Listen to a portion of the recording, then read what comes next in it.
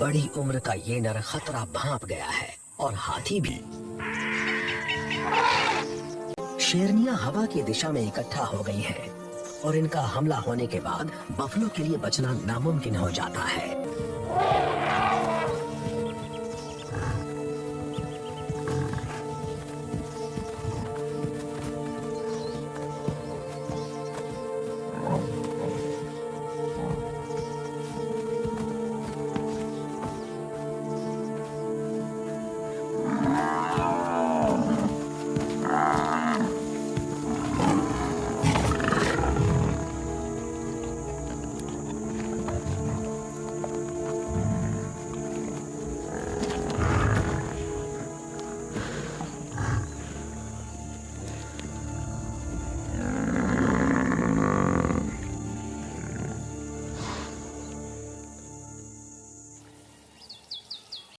मैंने इस बड़ी उम्र के बफलो को इसके झुंड द्वारा छोड़ दिए जाने के बाद मरते देखा, लेकिन अब मुझे फिर से हाथियों को देखकर अच्छा लग रहा है और ये छोटू भी अब ठीक है। झुंड की मुखिया मादा उसके साथ साथ है और वो पक्का करती है कि बच्चा किसी मुसीबत से बचा रहे।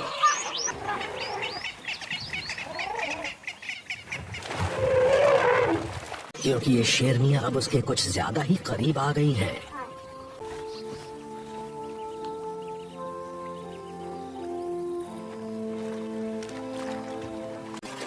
आखिरकार ये पानी वाली जगह पर पहुंच गए और हाथी इसे सबसे ज्यादा पसंद करते हैं। इस लंगड़ाते बच्चे और इसकी बहन दोनों के लिए नहाने का वक्त किसी इबादत से कम नहीं।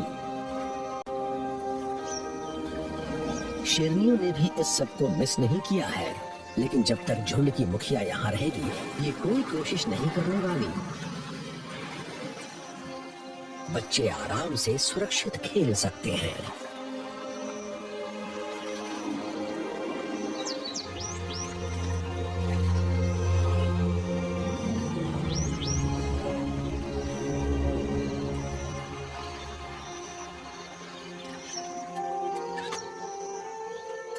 कुछ प्रजातियों की आपस में कभी नहीं निभती, लेकिन कुछ ऐसी हैं जो बिना किसी समस्या के एक साथ रहती हैं।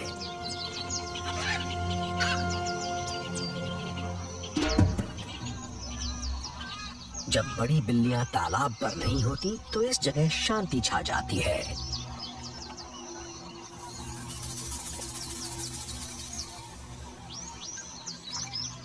हैरत की बात है कि इन जल पक्षियों को मगरमच्छों से डर नहीं लगता, बल्कि ये तो मछली पकड़ने के लिए उनके आसपास नजर आते हैं।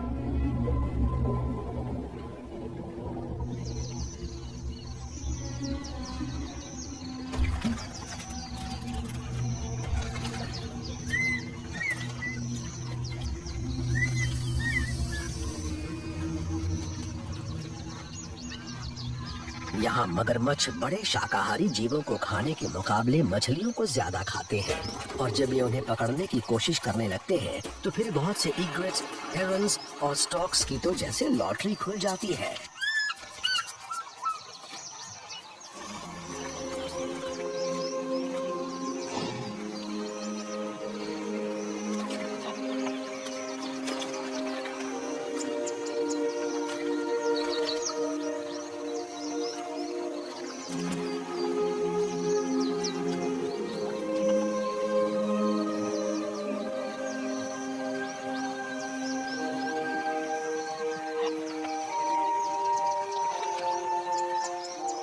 पानी वाकई एक जबरदस्त ताकत है, बशर्ते ये मौजूद हो।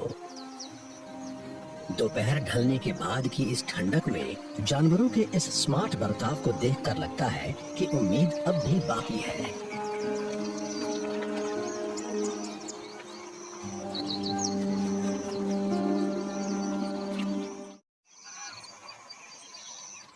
अगले दिन मेरा सामना बबून्स के मुखिया से हुआ। वो अभी निगरानी में जुटा था और मैं ये सोचकर हैरान था कि क्या वो आज भी अपनी जिम्मेदारी निभाता रहेगा, क्योंकि इन सब का ध्यान तो सिर्फ खाने की तरफ था। पर हाँ, इस बार वो नीचे मौजूद अपने पड़ोसियों के साथ कुछ बांटने को तैयार थे। ऊपर से उन पर सॉसेज ट्री के जो फूल बरसाए जाते हैं उनके लिए वो शुक्रगुजार हैं, चाहे ऊपर मौजूद बबून्स द्वारा ऐसा जानबूझकर किया जाता हो या नहीं।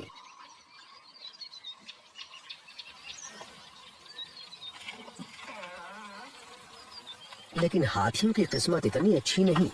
जमीन पर ऐसा कुछ खास है नहीं जिससे पेट भरा जा सके।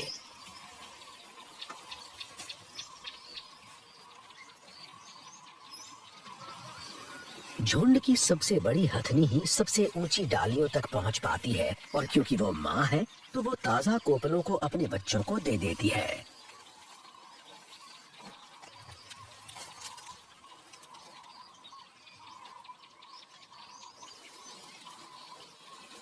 बच्चों के लिए ये किसी दावत से कम नहीं, पर ये सीखने का भी एक सिलसिला है।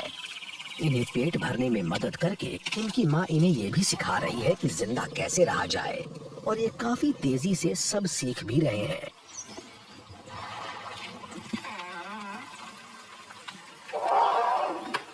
एक हाथी पूरे दिन में 200 किलो तक पत्तियां वगैरह खा सकता है, तो ये बुश ट्रीज ज्यादा समय तक चलने वाली नहीं है। झुंड की प्रमुख मादा अपने परिवार का पेट भरने के लिए एक दिन में इनमें से कई को तोड़ डालती है, और पानी की खोज में सबसे बड़े पेड़ों की छाल को भी उखाड़ देती है।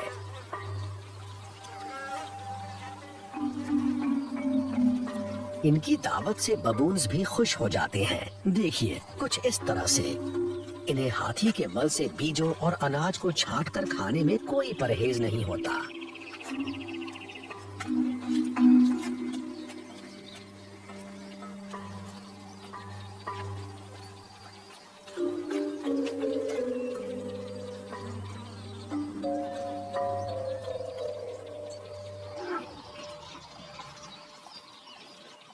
अगर आप पानी तक नहीं पहुंच सकते तो जिंदा भी नहीं रह सकते।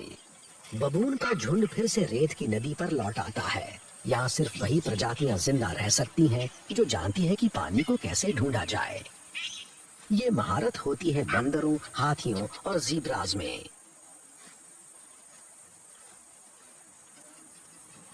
जब मैंने इन्हें रेत में खोदते देखा तब मुझे पहली बार समझ में आया कि यहाँ तो रेत के नीचे नदी बह रही है, और ये जानते हैं कि यहाँ मीठा पानी हासिल कैसे किया जाए जो रेत की मोटी परत से छन कर आता है। पर कुछ जीव ऐसे हैं जो बबून्स के इस तरह यहाँ कब्जे को लेकर खुश नहीं हैं।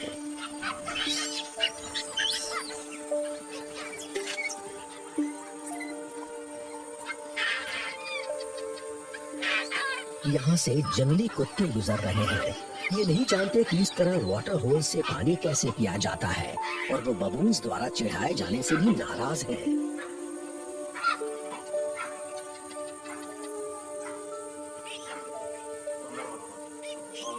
मुखिया तो उन्हें ये बताने के लिए भी नीचे आता है कि इनकी मौजूदगी यहाँ कोई नहीं चाहता। ये अपनी गंध से अपने इलाके की निशानदेही करता है, और कुत्तों का मुखिया भी इसका जवाब देता है।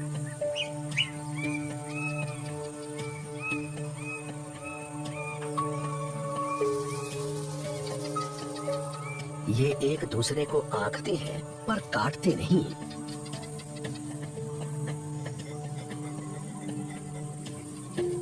खैर, वैसे भी जंगली कुत्ते यहाँ ज्यादा समय तक टिकने वाले नहीं हैं। ये खाना बदोश हैं और इनका अपना कोई इलाका नहीं होता। ये बस तभी कहीं रुकते हैं जब मादाएं बच्चों को जन्म दे रही होती हैं।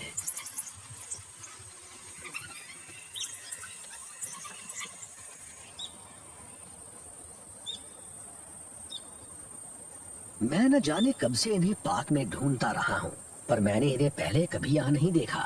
कुछ लोग इन्हें पेंटेड वुल्व्स कहते हैं, और इंसान की वजह से अब ये प्रजाति गायब हो रही है। अब अफ्रीका के दक्षिण और पश्चिम में ही इनके कुछ झुंड बचे हैं।